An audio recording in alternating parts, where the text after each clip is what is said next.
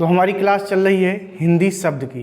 तो हिंदी शब्द संपदा में हम लोगों ने 2 टॉपिक को ख़त्म कर दिया है, आज तीसरा टॉपिक शुरू होने वाला है।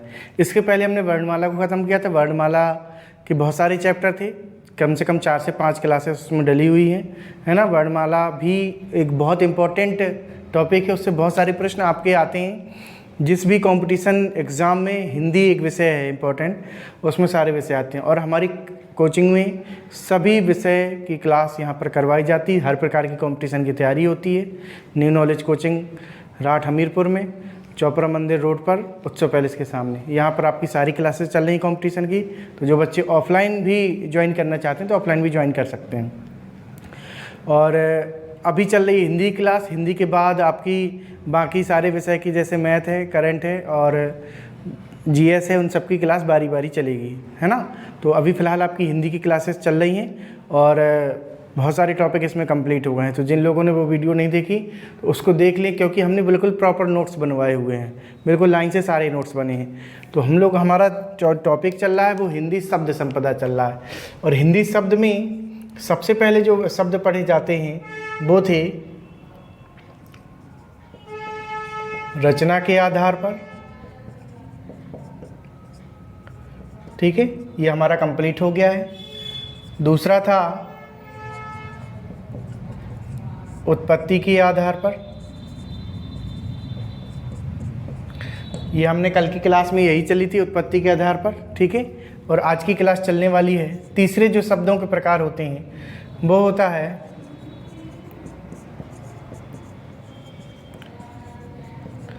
अर्थ के आधार पर, ठीक है। और चौथा होता है विकार के आधार पर।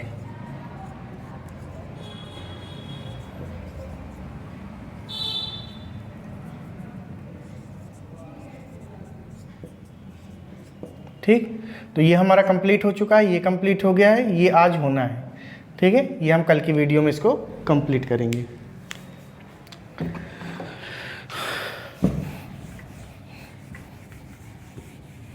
तो शुरू करते हैं।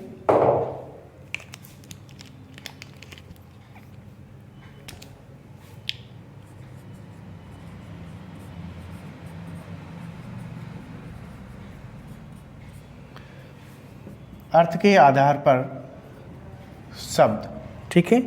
अर्थ के आधार पर शब्द कौन कौन से होते हैं?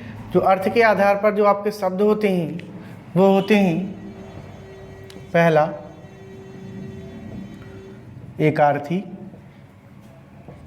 दूसरा अनेकार्थी, तीसरा विलोम,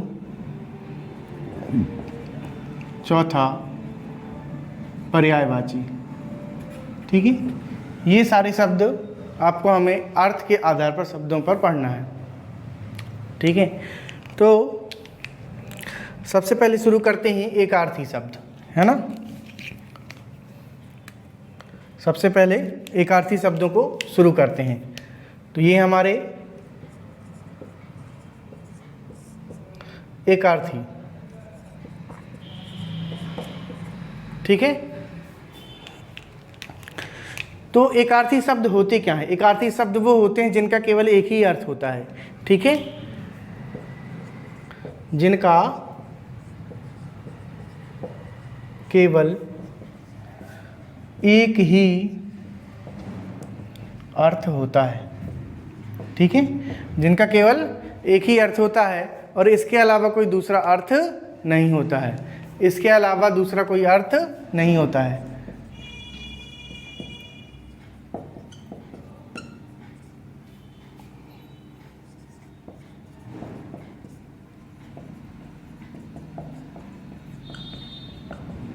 दूसरा अर्थ नहीं होता है, ठीक है। व्यक्तिवाचक संज्ञा, व्यक्तिवाचक संज्ञा इसकी सबसे बेस्ट उदाहरण है। जितनी भी व्यक्तिवाचक संज्ञा उनका सबका एक ही अर्थ होता है ना। तो इसमें हम लिखेंगे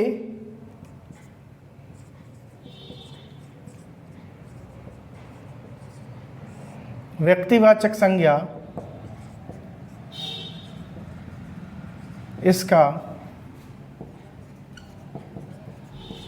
सबसे सर्वश्रेष्ठ उदाहरण है। ठीक है,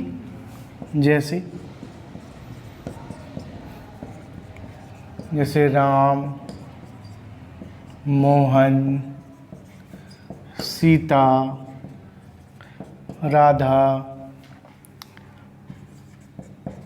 भारत, अमेरिका,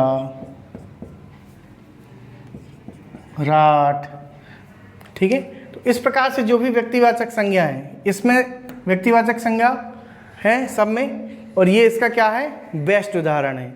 जितनी व्यक्तिवाचक संज्ञा सब आपका जो है कि एकार्थी शब्द कहलाते हैं। इसके अलावा कुछ और उदाहरण हैं, जैसे कि पाप, अपराध, गुनाह। ठीक है, इन तीनों का अर्थ एक ही है। इन तीनों का अर्थ क्या है, एक ही है, यानी कि ये एकार्थी शब्द, इन तीनों का एक ही अर्थ है। ठीक है, पाप भी वही चीज़ है, अपराध भी वही चीज़ है, गुनाह भी वही चीज़ है। फिर देखते हैं अनेकार्थी शब्द। ठीक है,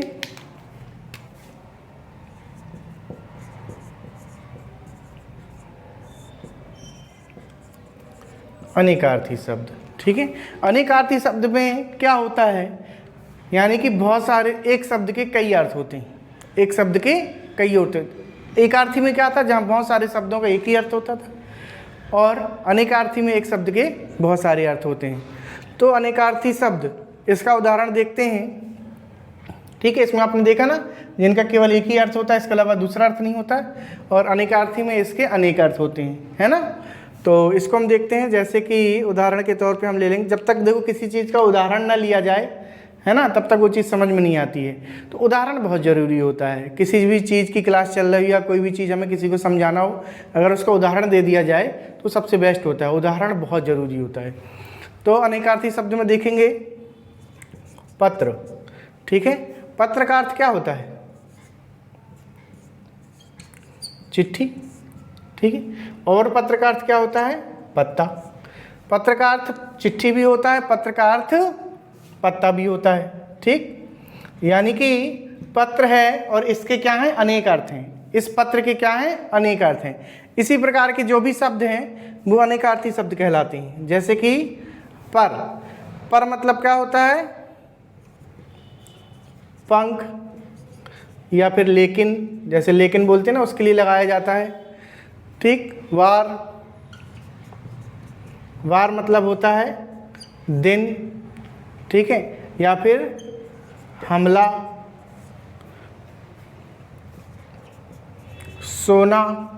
सोना मतलब स्वर्ण, या फिर नींद, जल मतलब जलना या पानी। इस प्रकार से इसके उदाहरण हम देख सकते हैं। ठीक है, फल,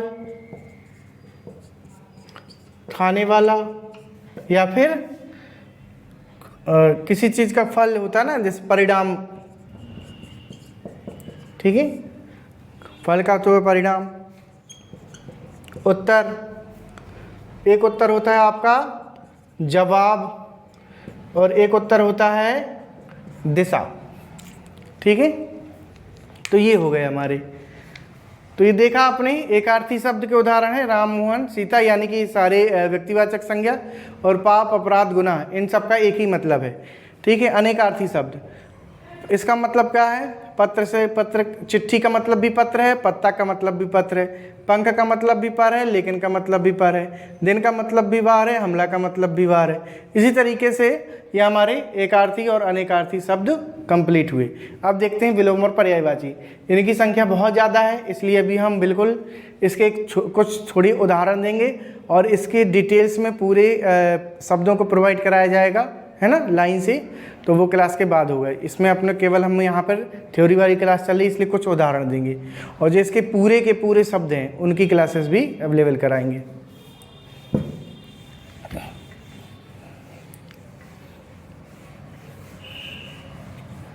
इसको आप वीडियो को पोस्ट करके लिखते जाइए, और हम हमेशा कहते हैं कि रफ कॉपी लेकर के ही क्लास को अटेंड करें और लिखते जाएं, फिर इसको फेयर कर लें। और जो हमारे ऑफलाइन बच्चे आते हैं तो वो तो ऑफलाइन क्लास पढ़ ही रहे हैं, उनके नोट्स बन रहे हैं, और फिर भी जहाँ छूटा हो तो उसको कंप्लीट कर सकते हैं। तो अर्थ के आधार पर शब्द जो हैं हमारे, वो एकार्थी अनेकार्थी कंप्लीट हो गए। अब हमें देखना है विलोम और पर्याय। ठीक है, तो सबसे पहले देखते हैं विलोम। विलोम का अर्थ आप लोग समझ ही रहे हैं। विलोम और पर्यायवाची एक ऐसी चीज़ है, एकार्थी अनेकार्थी तो बहुत सारे बच्चों को नहीं पता होता है, लेकिन विलोम और पर्यायवाची सबको पता है। तो छोटे से ये चीज़ हम लोग सीखते हैं। जैसे उजाला, उजाला का अंधेरा। आकाश, आकाश का पाताल। कठिन, कठिन का सरल। गर्मी, गर्मी का सर्दी। घृणा, घृणा का प्रेम। मानव का दानव। ठीक है, तो ये हो गए हमारे विलोम शब्द के उदाहरण। अब कुछ उदाहरण पर्यायवाची के भी देख लेते हैं। इनको आप लिखते जाइए, थोड़ा सा उदाहरण है, इसके बाद में इनकी पूरी टॉपिक इसका पूरा बता देंगे कैसा है। सारे जितने भी हैं इम्पोर्टेंट वो डाल देंगे चैनल पे। तो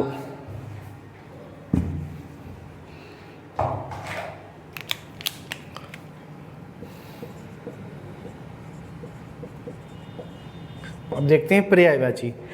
पर्यायवाची हालांकि सबको देखो पता है कि पर्यायवाची विलोम क्या होता है, लेकिन फिर भी हम थोड़ा थोड़ा उदाहरण इसके बता दे रहे हैं।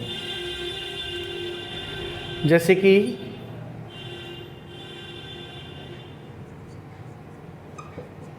अग्नि के, तो अग्नि के क्या हो जाएंगे? आग, अनल, पावक, वही, हुतासन, कृशानु। ठीक है, ये सब उदाहरण है। आकाश के अंबर, गगन, नभ, व्योम, शून्य, अनंत,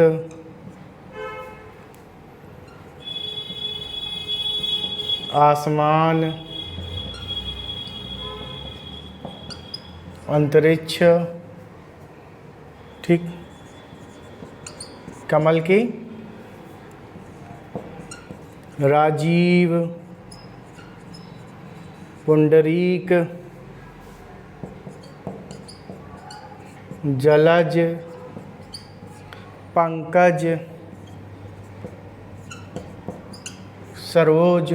ठीक है, तो ये हमारे हो गए पर्यावरण के उदाहरण। तो पर्यायवाची के उदाहरण हो गए, विलोम के हो गए, एकार्थी शब्द देख लिए हमने, अनेकार्थी शब्द देख लिए। तो हम पढ़ रहे थे अर्थ के आधार पर शब्द। ठीक, तो हमने रचना के आधार पर शब्दों को पढ़ा, हमने उत्पत्ति के आधार पर शब्दों को पढ़ा, और आज की क्लास में पढ़ा हमने क्या? अर्थ के आधार पर शब्दों को। ठीक है, अर्थ के आधार पर शब्दों को हमने 4 प्रकार से बांटा था, चारों प्रकार हमने पढ़ लिए हैं, एकार्थी, अनेकार्थी, पर्यायवाची और विलोम। ये हमने कंप्लीट कर दिए। अब अगली क्लास में पढ़ेंगे हम विकार के आधार पर शब्द। विकार के आधार पर 2 प्रकार के शब्द होते हैं, विकारी और अविकारी। ठीक है, विकार के आधार पर अविकारी अविकारी होते हैं, और विकारी वाले भी 4 होते हैं, और अविकारी भी 4 भागों में बांटे हुए होते हैं। तो उनको हम कंप्लीट करेंगे अगली क्लास में। ठीक है, तो ये जितना पढ़ा है उसके नोट्स बना लीजिए, कंप्लीट कर लो, बिल्कुल लाइन से सारे नोट्स बनवाए गए हैं। ठीक, और जिन बच्चों ने अभी तक चैनल सब्सक्राइब नहीं की तो सब्सक्राइब कर लें, और वीडियो को लाइक कर दें, ज़्यादा से ज़्यादा इसको शेयर करें, ताकि हमें ऐसा ही सपोर्ट आपका मिलता रहे। हम आपका सपोर्ट कर रहे हैं ऑनलाइन क्लास में, आपको ये सारी क्लासेस दे रहे हैं, इतनी मेहनत करते हैं। आपका क्या सहयोग? आपका केवल इतना सहयोग है कि आप वीडियो को ज़्यादा से ज़्यादा शेयर कर दें और ज़्यादा से ज़्यादा सब्सक्राइब कर दें इसको, है ना। तो अगली क्लास में पढ़ेंगे हम विकार के आधार पर शब्दों को।